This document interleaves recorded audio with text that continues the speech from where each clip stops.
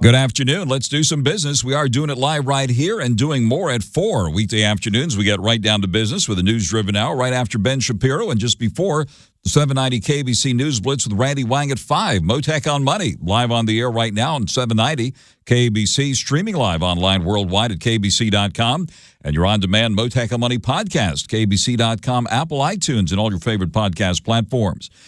More fireworks on Wall Street. Happy 10th of July today with the stock market's record winning streak continuing. Stocks soaring to new highs today with the S&P 500 finishing above 5,600 for the first time. A new milestone there. The NASDAQ has seen another record high close. The Dow, though, also in on the rally today, up nearly 430 points. Still off its all-time high, but the best day we've seen for the blue chip index since May 31st.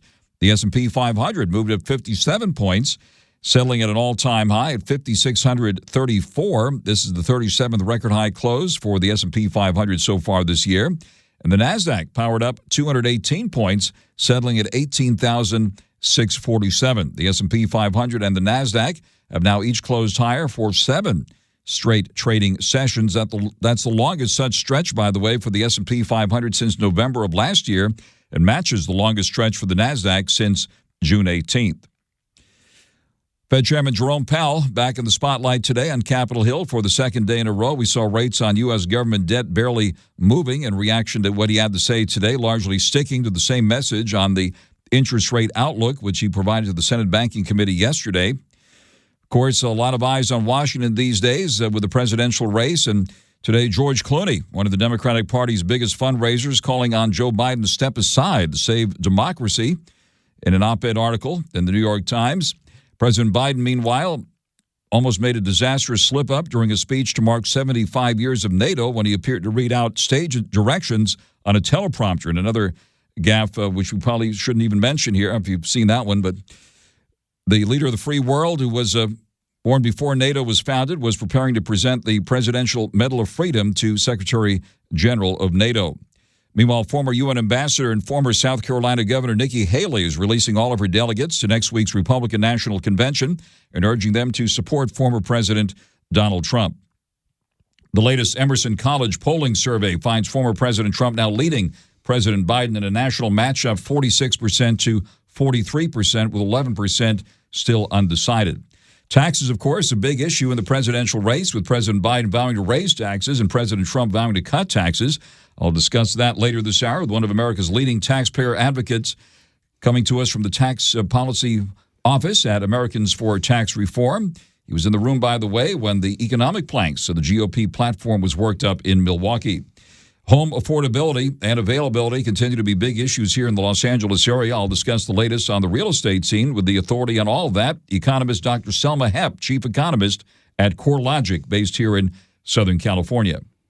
But first, on your money, the markets and the economy on this record-shattering day on Wall Street. We got the red carpet out here today because joining us live now in studio is money manager Ken Winans, president of Winans Investments, market historian, author of Investment Atlas 1 and 2, also Forbes magazine contributor. Ken Winans, wonderful to see you here in Southern California in the 790 KBC studios. Frank, thank you so much. As MacArthur said when he came back to the Philippines, I shall return. I told you I would be back in studio one day. Here I am. It's so wonderful to see you, Ken, and thank you so much for all the great analysis over decades, by the way. We go way back and appreciate it so much every time you're on the air. You do such a great job and always have a fantastic reaction from the audience when you're on. So give us your reaction today to what we've seen here with this record-shattering rally. You know, the old adage on Wall Street, it's about earnings and interest rates. You can cut through all the rest of it. It comes down to the core of those two things. And so when Chairman Powell gave just a whiff of a hint, just a little skosh of a hint, that rates might be cut this year, boy, did the Bulls take off on a tear. Good luck with the Cowboys trying to catch those Bulls. They're out running around. And then on top of it, the earnings news is generally starting to look fairly good. What I mean by that is the insider numbers, the people talking at dinner parties are saying, hey, it's actually going to look pretty good. As you know, Frank, a lot of earnings are coming out over the next 3 weeks, so time will tell. All right, of course, a lot of talk around in the cocktail parties and the water cooler and around anything these days is what's happening with the presidential election, and a lot of talk about how the stock market is a forward-looking mechanism, what do you think the stock market sees at this point? Stock market is looking at, in my opinion, a Trump victory, and that the taxes that were put in place, or the tax package in 2016, will be extended. That is what the market's looking at right now. Also, it is the groups that are moving. We jokingly call them the Trump stocks and the Biden stocks, but a lot of the Trump stocks are really beginning to make headway.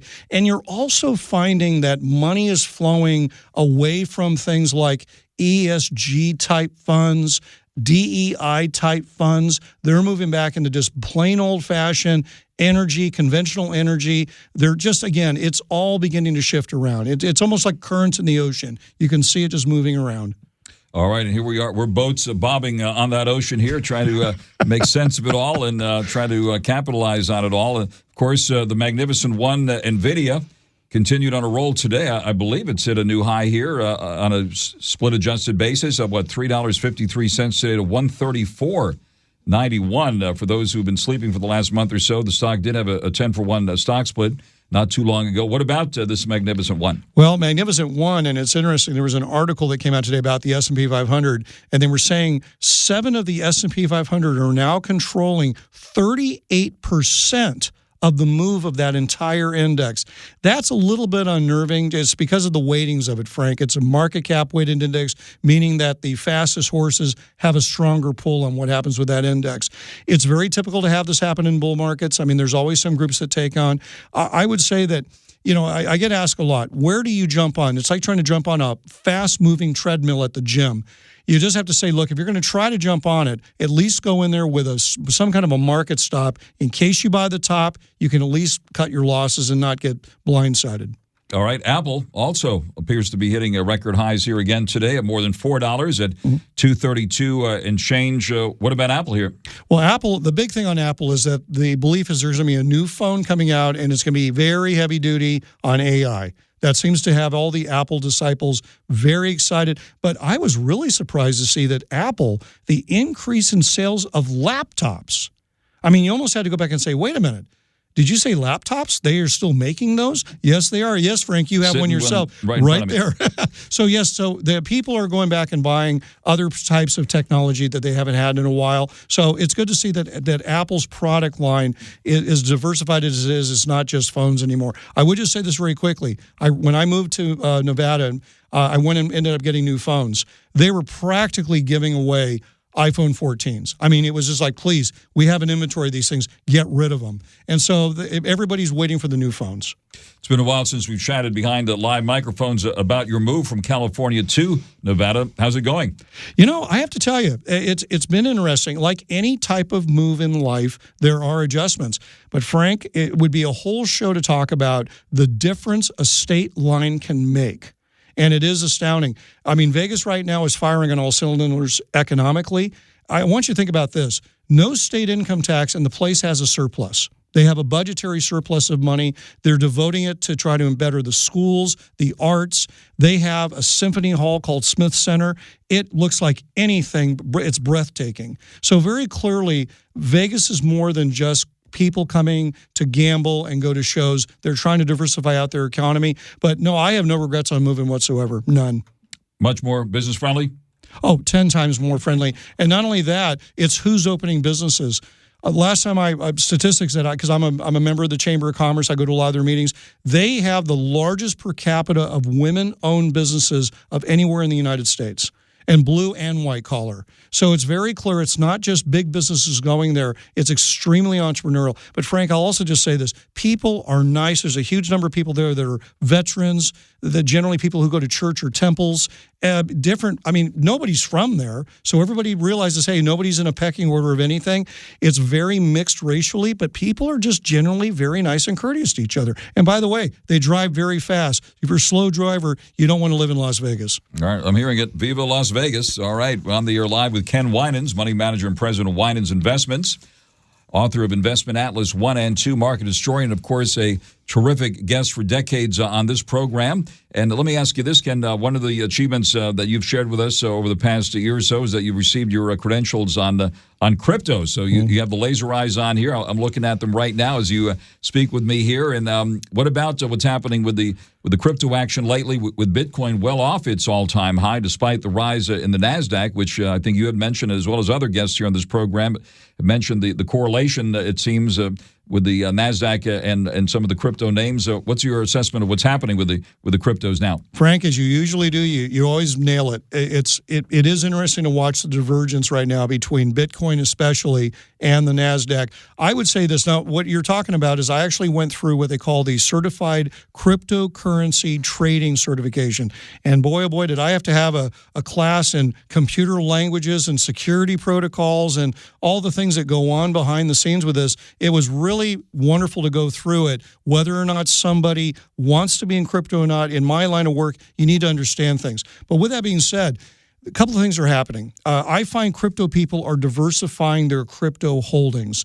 Stable coins are now the real big buzzword going on, and I'm going to call it crypto land. That's where everybody's looking right now. Also, it's what the SEC decides to do with all these other coins that want to have ETFs. So people are saying, Bitcoin threatened to have itself, and they didn't really explain. The halving is a big deal. That really unnerved a lot of people because they didn't understand what this was about. I think that crypto's alive and well. In my last Forbes article, I laid out a very strong case. This is not a gimmick or a fad. It's not the Beanie Babies of finance. This thing's around to stay. But it is going to morph. It's going to change. And I think you're just looking at a broadening of where people are moving their money. And as I've often talked about, hey, good old-fashioned gold. I'm amazed at how many people made money in other areas, but because of their concern of geopolitical, they're going back into old-fashioned conventional areas. I think the same can be said about crypto.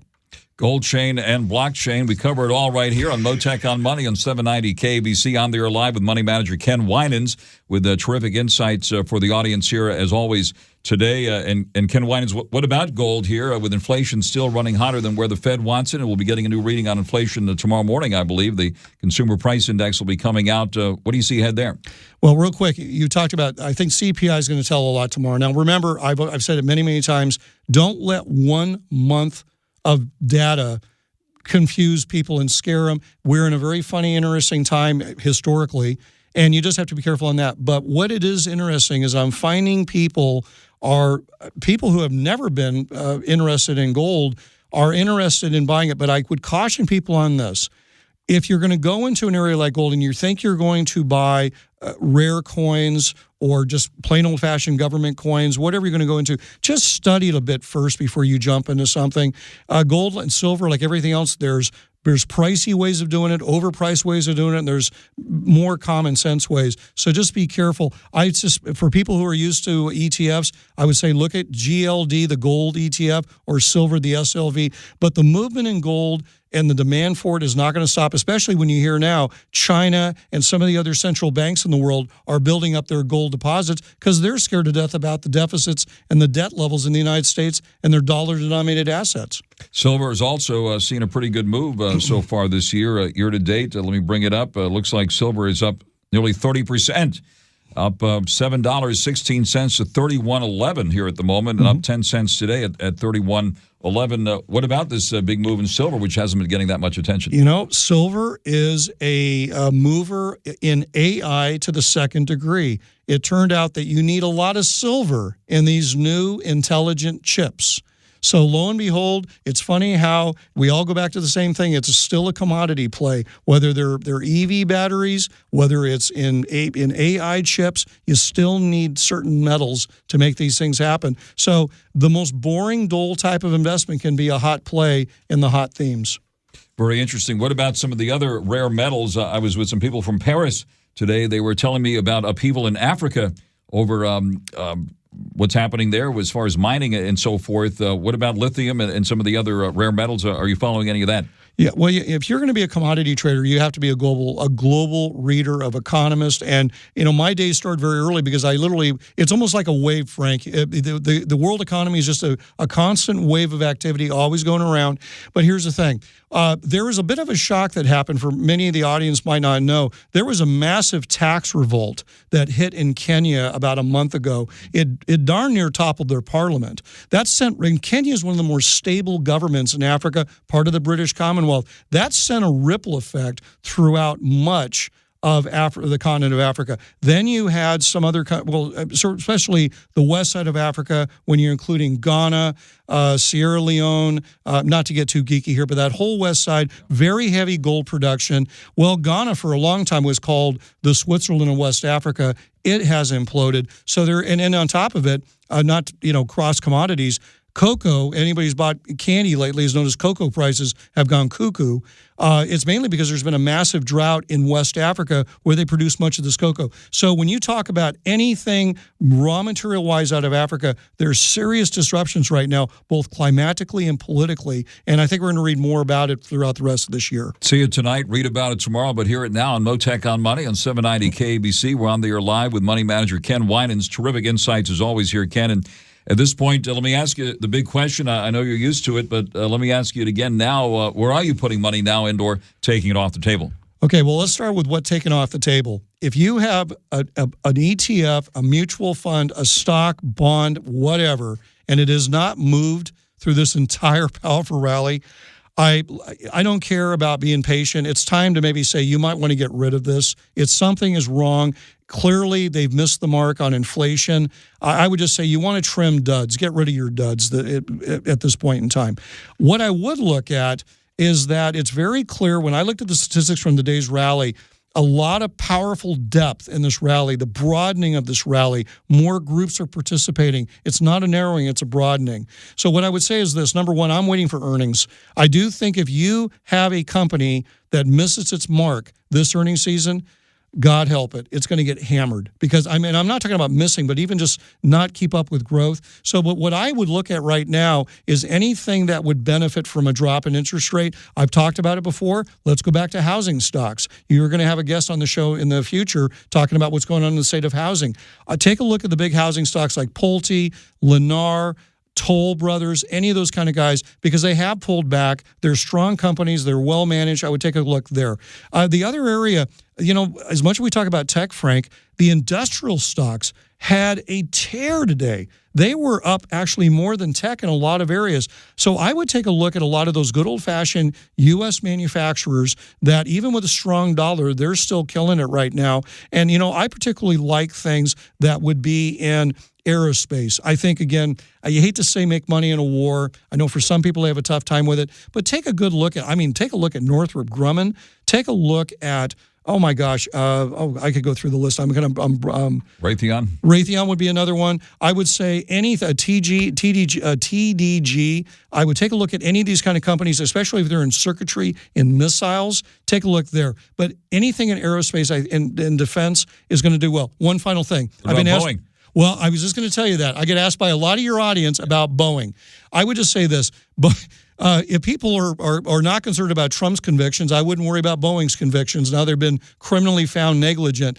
Don't forget, yes, we might have some problems with the 737 MAX, but what I would tell you is that they are one of the nation's largest defense contractors. They're not going to disappear anytime soon. However, if you buy it, you better have the patience of Job, because I think it will take a long time to turn it around. A lot of our listeners have done some research. I've been remiss in how can best people reach you, Ken, or what is your website information, or how can they contact you? Well, a couple of things. So first off, I get asked a lot of questions about buying my book. Hey, by the way, I should announce it here. I am going to update Investment Atlas 2 to make it Investment Atlas 3. It should be out in the fall, just in time for the holidays. So I'll keep you posted on that. Yep, I'm excited. Well, hey, the publishers came to me and said, it's time to update your book. I said, fantastic. But my website is winansinvestments.com, or just look me up as Ken Winans, Winans. Love to hear from the audience and what's going on. Hey, Frank, one final thing, and then we got to go. I've been getting a lot of people who've commented on my comment about boycotting California municipal bonds. I know this is not meant to be a political show, but again, I'll repeat, if you're not happy how the schools are running, you're not happy about how the city and county of Los Angeles are running, you have a second voice as a voter, and that is to say, I'm not going to buy any bonds in this area until the place cleans itself up. Excuse the pun.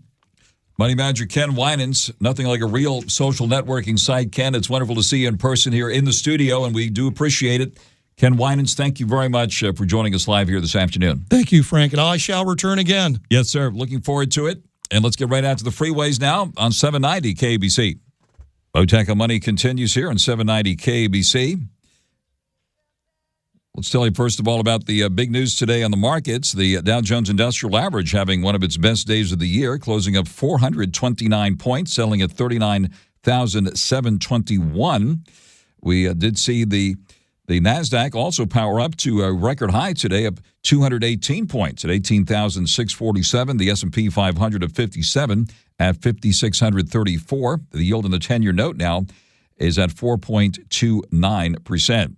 790 KBC welcomes Ziggy Marley at the Pacific Amphitheater July 18th. Tickets are on sale now. Right now, caller 9 wins at 1-888-795-2222. You can get a pair of tickets to the show if you're caller 9. Call right now. 1-888-795-2222. Tickets furnished by the Pacific Amphitheater. And now the latest news for you here on 790 KBC.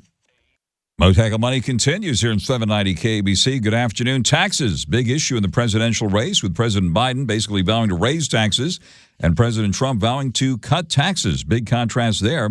Let's discuss that and more with America's leading taxpayer advocate, the folks at Americans for Tax Reform. Mike Pallitz is with us today, Tax Policy Director at Americans for Tax Reform. Mike, thank you very much for taking the call here this afternoon. Thanks for having me on. I understand you were in the room when the economic planks of the Republican Party platform was worked up recently. Tell us about that. Yeah, and what you've seen here is you nailed it. It is a complete contrast between the two candidates we have. President Trump is offering a restoration of the same economic policies we had during his administration compared to the tax increasing overregulation of the Biden administration. So what they've made very clear on tax policy, first of all, is President Trump's going to, first of all, make the Trump tax cuts from 2017 permanent. That means avoiding the largest automatic tax increase taxpayers would face, about a $4 trillion tax increase that would happen if the Trump tax cuts were set to expire. For people, that means their child tax credit for families getting slashed in half. That would mean the standard deduction that almost 90% of taxpayers claim getting slashed in half from $12,000 to $6,000. These are the type of policies that are going to hit everyday Americans if those tax cuts are let to expire. Trump has made clear, the Republican Party platform has made clear that they stand for making those tax cuts extended, not just extended, but building off of them. So Trump has made clear he's going to take the corporate tax rate further, which is great to see, building on the most economic pro-growth part of the Trump tax cuts, and recognizing that, while Democrats like to say it's rich people, it's large companies that benefit from tax cuts. No, it's for the corporate, it's workers, it's retirees and households that pay the corporate rate in the form of lower wages, higher household price goods, and for retirees, worse returns in their retirement accounts. So it's the most pro-growth piece of the Trump tax cuts. The campaign's made clear they're taking it lower. And then really interesting ideas that we saw in the Republican platform, things like increasing and expanding 529 education savings accounts, allowing people to save for their children's education, a real contrast to the Biden administration, of which they just said, at great cost in addition to the debt and spending, the continuation of the student loan bailouts. Well, instead of that, it's, no, we're going to let you save for your education, for your child's education, and we're going to have those accounts be tax-free. Then really importantly, too, specifying in the platform that even that 2529 expansion, expand that to millions of homeschoolers who currently are excluded from doing such things. So really important, really great pro-growth tax policy in the Republican Party platform, and a really good sign of where a Trump administration would head, getting us back to economic growth. See it tonight, read about it tomorrow, but hear it now on Mottek On Money on 790 KBC. On the air live with Mike Pallitz, Tax Policy Director at Americans for Tax Reform. We all remember that big moment when President Reagan debated former Vice President Walter Mondale back in 1984 when Mondale pledged to raise taxes. President Reagan, of course, pledged to keep taxes low back in those days, and President Reagan at the time won 49 out of 50 states. What do you think is going to happen this time around? Well, it's certainly shaping well, and I can say from being out there, I think the Trump campaign is very confident, and rightfully so. I think just what you saw in this last debate was frustratingly what you'd heard the media not cover that was pretty obvious to most Americans. Over 70% of Americans thought Joe Biden was too old to run for president and prefer someone else on the ticket. And I think that was just on display during that debate.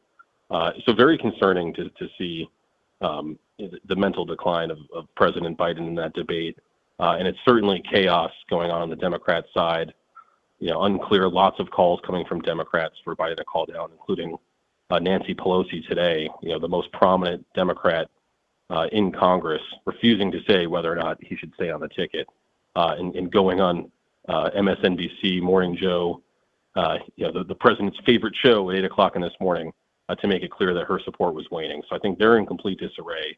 The Trump campaign knows they're benefiting from it, and it's looking more and more likely every day for Trump's victory. Very interesting. Thank you for sharing those insights, since you have a ringside seat right there in Washington. Let me ask you this. President Trump has talked about making tips for restaurant workers and other hospitality workers tax-free. Is that part of the Republican platform now? And what's the latest on that? That was added to the Republican platform. And from our view, I think this is both political genius and great policy coming from Trump. Something very grassroots. This has started a movement at ATR, americansfortaxreform.org. We've been keeping track of just the viral outbreak we've seen of people writing "Vote Trump, no tax on tips" on their restaurant receipts. Just incredible to see seeing this come from the grassroots up. We were talking to some of the delegates, some of the lawmakers that were out there on the platform. Consistent message that everywhere they've gone, anyone in the service industry has been coming up to them and saying, "Is it true if Trump wins, he's going to let us keep our tips?" And I think it's so important that that's how they frame it. They understand that this is what they're being rewarded for their hard work, for showing up to work in person. Extremely important, as we've seen restaurants continue to struggle even after COVID with having people return to in-person work. Tips are for your in-person hard work.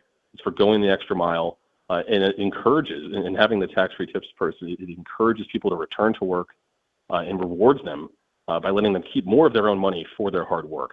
I think politically what's really interesting about it that we like a lot is it's another example of how Trump has been able to cut straight through the message of the union bosses and straight to blue-collar workers. So you've seen this interesting dynamic of unions, which primarily exist, their leadership to fund Democrat candidates. Their leadership has come out opposed to it, but their workers know this is policy that's clearly good for them. That lets them keep more of their own hard work money. So it's another area where Trump, uniquely as a politician, has been able to cut straight through all the bureaucrats, all through the union leadership, and talk straight to workers. And it's created a real excitement about it. And you've seen this already reflected in D.C., where you've had serious lawmakers like Ted Cruz and Senator Daines, who's the head of the Republican Senatorial Committee, introduced legislation to make no tax on tips real, which I think, having the head of the Senatorial Campaign Committee introduce that also shows how good of politics it is. Very interesting, and thank you for sharing those insights with us. And, of course, with so many people involved in the gig economy, that is a very, very big issue. And you had the Fed chairman on Capitol Hill for the past couple of days. Anything that struck you in his testimony for the last 2 days on Capitol Hill? I think just overall, when it comes to inflation, it's been very clear when you see voters where they know, and it's, I think, politically important, where voters have connected the policies of the Biden administration to inflation. They know it's the runaway spending that's caused inflation. And I think also having the deregulatory calls from the Trump administration come, the focus on lowering prices for people, it's really just a return to fiscal sanity that we hope will return soon to Mike, D.C. Thank you very much. Mike Pallitz, Tax Policy Director at Americans for Tax Reform. Mike, thank you very much for taking the call here this afternoon. Thanks for having us on. Right out to the freeways we go now, back here in Southern California on 790 KABC.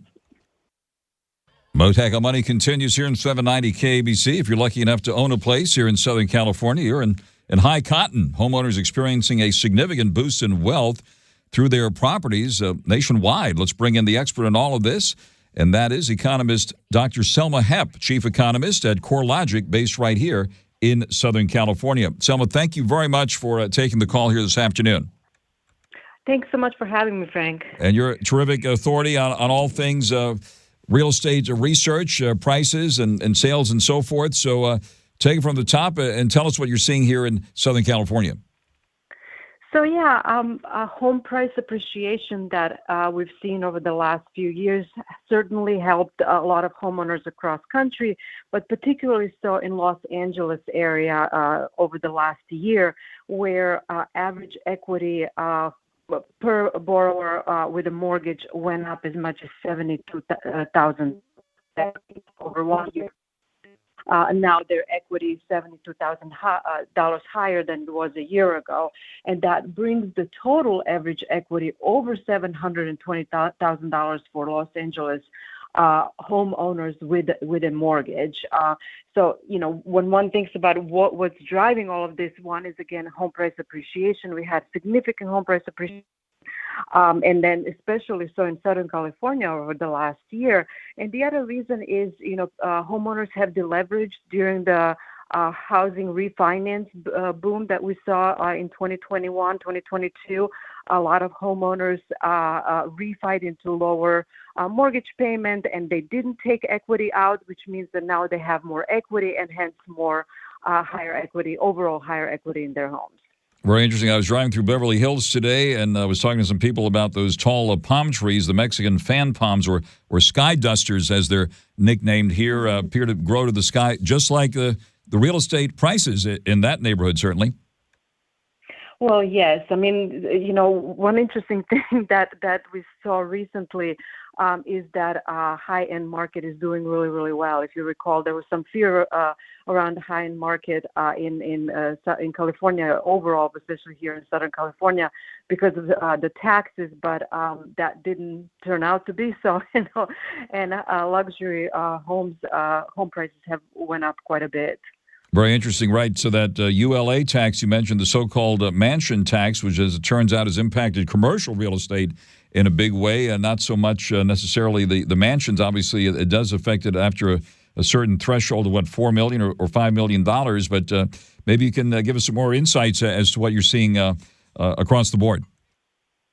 Yeah, I mean, overall home prices have gone up about 5% on a year-over-year basis, most recent reading for LA, and that is a little bit stronger than nationally. Overall, we are seeing some slowing of home price appreciation, but some of that actually has to do with the numbers we are comparing with last year,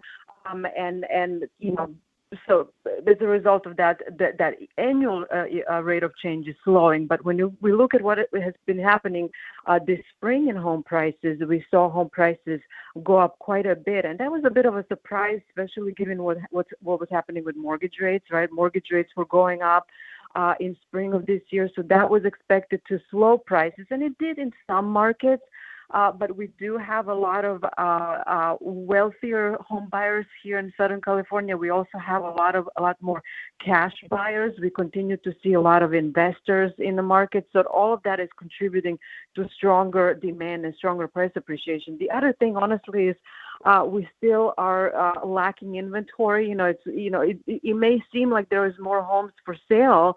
And that is compared to last year. But really, when we look at where we were in 2019, the active inventory is still down some 40% since then. And, we know that inventory has been falling ever since, the beginning of this millennium. So we are really in this odd imbalance that persists in the markets with more buyers out there than sellers, which is contributing to this strong pressure on home prices. So home affordability and availability continue to be the big issues here in Los Angeles residential real estate, certainly. And any canaries in the coal mine at all at this point? Are prices coming down in any significant way, any place at this point?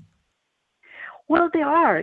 They are, interestingly, especially so in markets in Florida and Texas. Those markets are a little bit softer right now. Florida is suffering a little bit more so than California in terms of availability of insurance. Homeowners insurance is a big deal there right now. So we've seen that put some downward pressure on home prices, and demand has softened there much more so than what we're seeing here in Southern California. The other thing is, we have Prop 13, right? So we have the cap on taxes. Texas doesn't have that to that extent that we do here. And so homeowners in those two states have seen that their non-mortgage costs go up significantly. And when you have a homeowner that's on a fixed income, think about retiree or, just somebody on a fixed income, those increases in homeownership expenses can really put pressure on their ability to continue to own their home. So we've seen markets in those areas see a lot of new inventory. You know, a lot of people are putting homes on the market in those because they can no longer afford to keep those properties. So prices have softened and, in fact, fallen in some of these markets. Very interesting. Those homeowner association dues in Florida have skyrocketed, and some developments that had absolutely no for sale signs up now have a ton of them there. I have heard that as well. So thanks for highlighting that. That is very interesting. And what about here? Have we seen a similar situation here with homeowner association dues going up as well? Well, yes. I mean, I think that's the case everywhere. You know, it's not just Florida. Florida is a little bit more so because there's more older buildings, and it applies really to buildings that were built relatively for a long time ago. And so, it's a matter of having enough reserves to do the repairs. And so our stock is not as old. But the other thing is, shoot, I lost my train of thought there. But on you were asking me about the situation here on insurance. What's happening here? We do have some concerns about over availability of insurance, but it's much more concentrated in markets that have higher exposure to, say, wildfires. So it's not universal across metro areas. So in Los Angeles, for example, you'll not see as much of an increase in insurance costs as you'll see in some zip codes that have very high exposure to wildfires or Right. It's pretty much high enough already for a variety of reasons, certainly. And economist Dr. Selma Hepp, chief economist at CoreLogic, based right here in Southern California. Selma, thank you very much for those great insights, as always, live with us here on Mottek on Money on 790 KABC. Former Navy SEAL Mike Ritland keeps it real on the Mic Drop podcast. Ladies and gentlemen, welcome to the stage, Mitch Aguiar. Rest is definitely important, and I think a lot of people overlook rest. I've definitely taken time off when I get injuries. If you're training while you're injured and you're not doing things correctly, I think it's better to just kind of sit out, healed. And I've done that several times where I've had to take time off, and then when I come back, people are like, you got better. Mic Drop, raw, unfiltered, intellectually sound, wherever you listen.